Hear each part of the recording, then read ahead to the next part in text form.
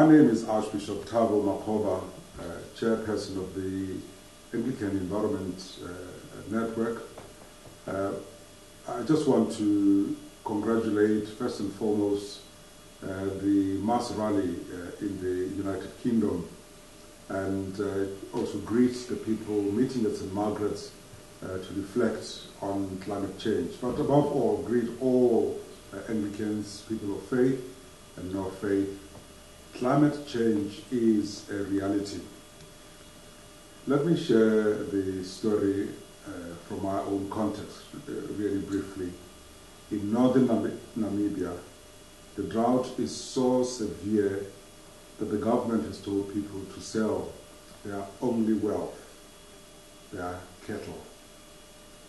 Stories are told by people that are saying the grass is dead, the maize has dried up. Families weep as they return from the Namibian market where they hope to get some money from selling their cattle with a few Namibian dollars.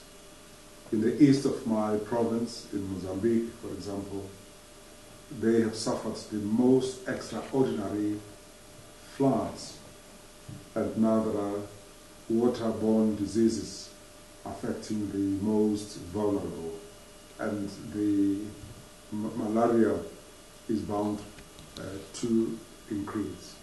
And so at Anglican communion level, I've also heard recently at the Eco Bishops Conference, the Bishop of the Philippines saying a little child asked the Pope, why is this happening to children?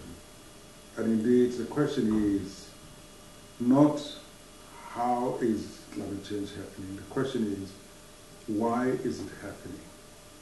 And in answering the question of why, I think we are saying at the heart of climate change, it is not the finance nor the politics, but it is the moral, the spiritual, or put it differently, it is the face of a human being from the poorest, the poor conditions, suffering.